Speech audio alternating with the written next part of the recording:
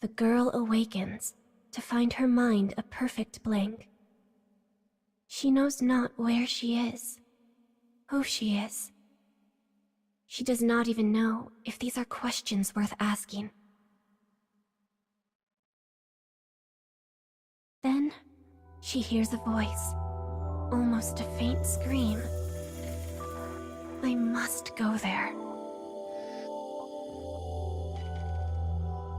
She knows not where there is, yet she begins to walk all the same. She moves down the corridor as if the voice drives her.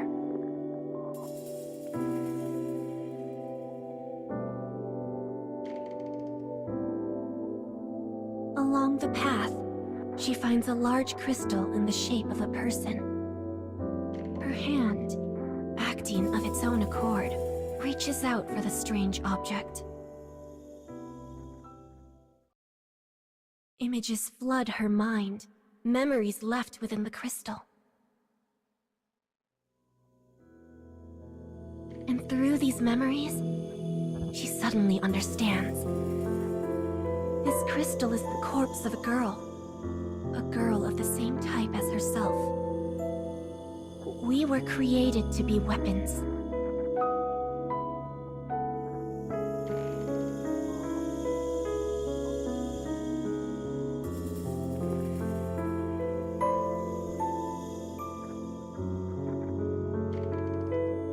An eerie sound slithers from the soles of her feet. A white aberration appears, its state of matter undefined. Sensing its hostility, the girl's eyes turn red.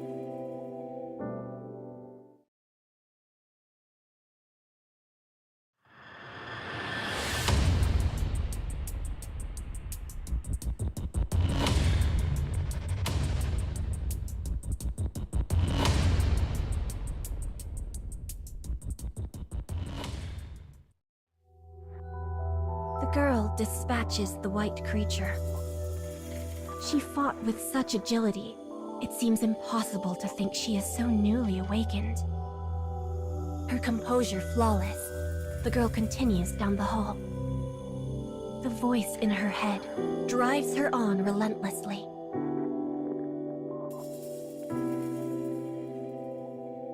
She finds herself in a darkness devoid of life. Yet she continues on in search of answers.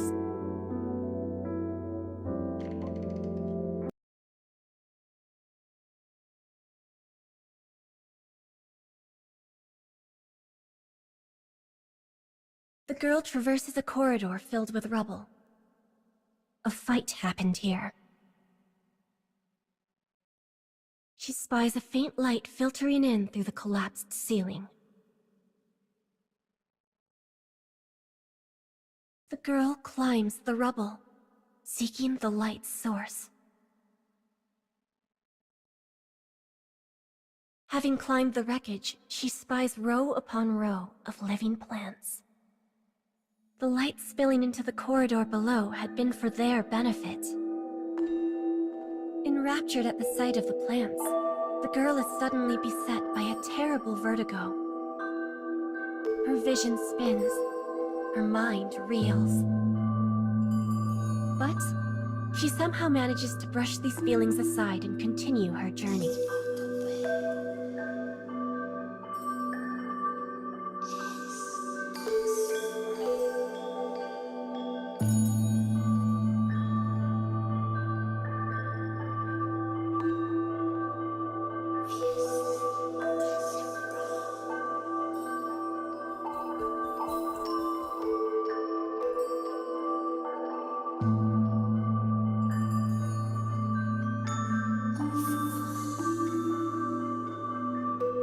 An aberration once again appears to block her progress.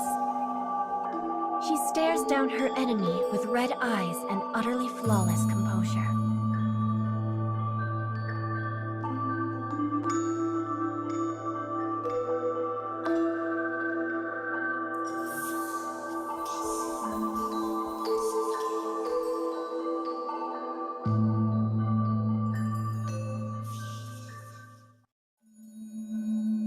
The white phantom evaporates like so much mist.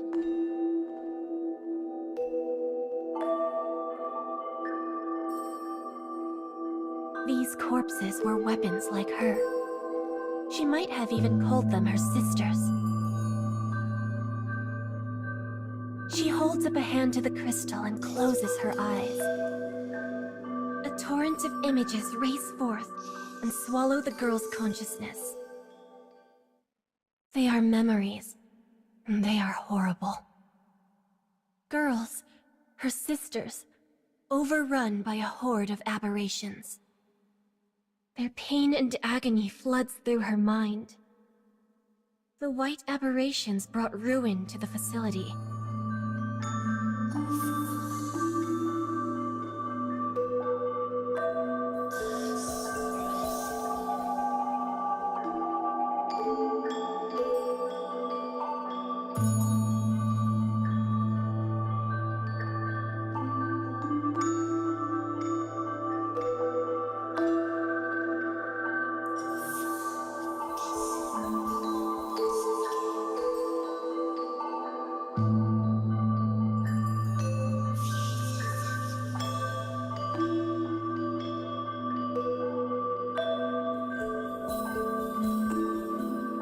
Inherited the memories, the girl moves on.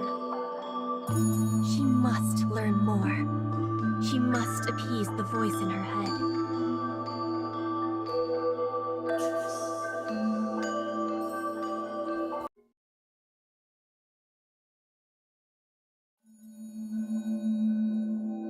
I must go there.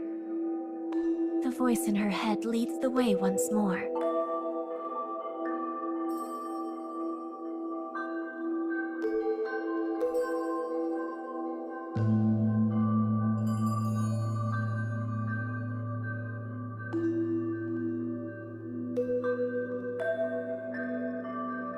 Suddenly, a vibration strong enough to shake the floor. Something had roared. The sound came from the space just ahead of her.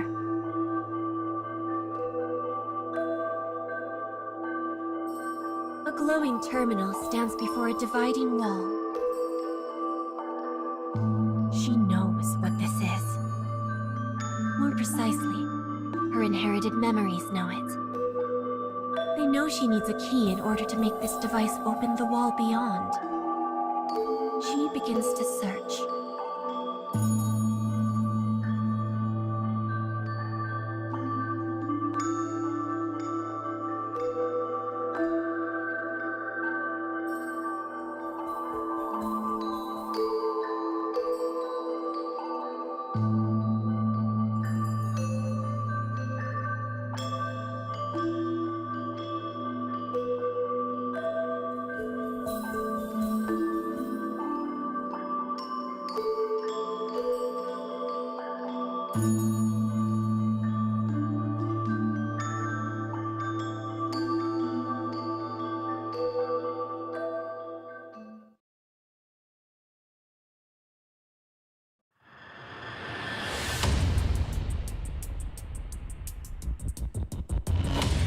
For reasons beyond knowing, a monster appears before the girl a third time. She grips her spear tightly, red eyes shining out from her impassive face.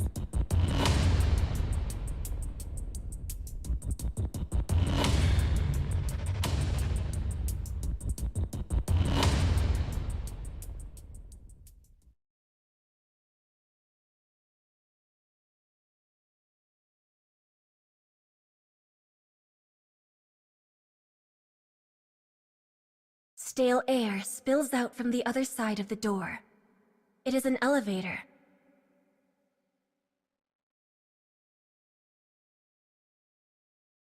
Hearing it creak to life, the girl closes her eyes.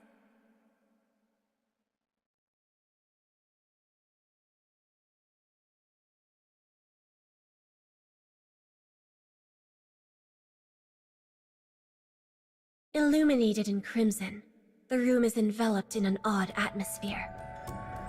The device in the middle of the room is filled with shimmering liquid. Suspended in the flux, is an oddly shaped spear.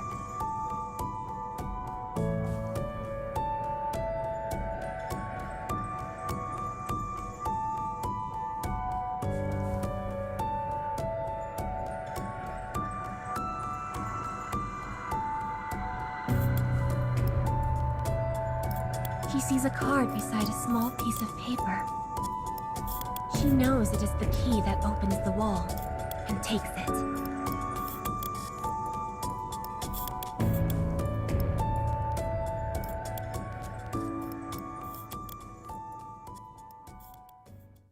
The memory she receives is of the beginning. The first of the living weapon sisters.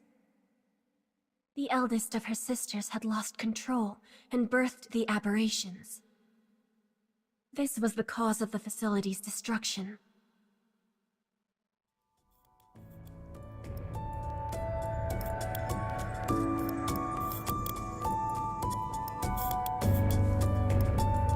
The memories tied together.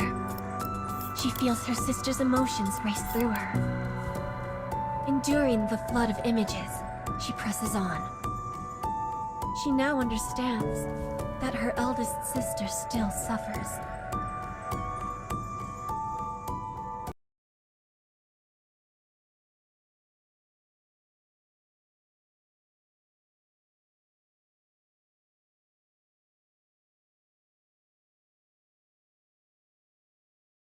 She continues to move down the long and winding path. She knows the answers she seeks are waiting for her somewhere up ahead, and that her sister is waiting as well.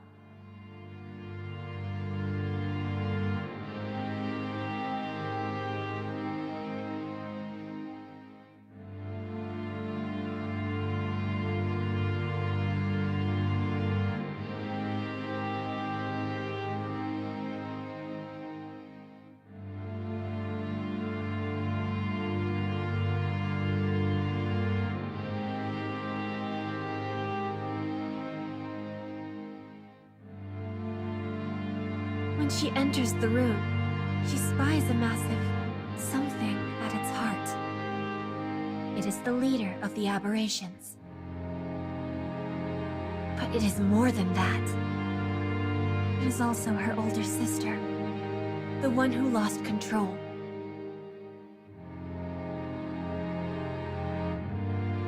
Her eldest sister spreads her white wings and howls in a ferocious voice.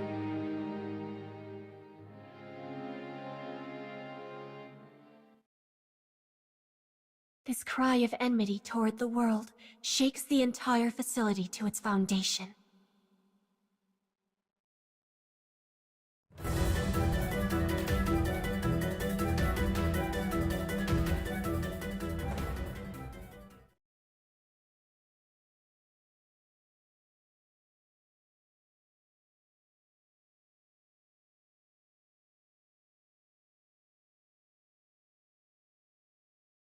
A death rattle hisses from her massive throat. Her body falls to the floor. The sisters' duel is over. As her elder transforms into crystal, the girl slowly brings up her hand. Her sister's memories race through her like a tide.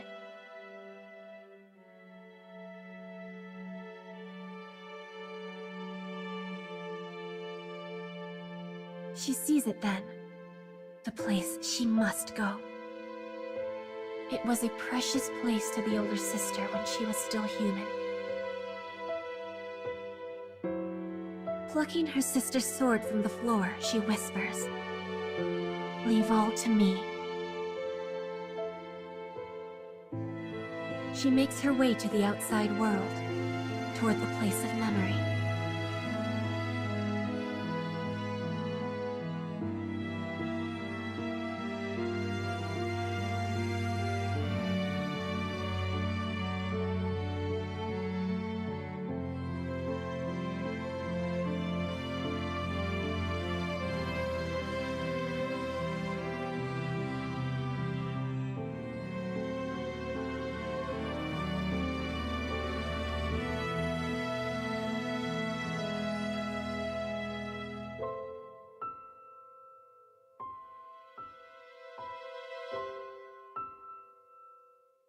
Though she sets off from her place of birth alone, she carries the hopes and dreams of all her sisters on her shoulders.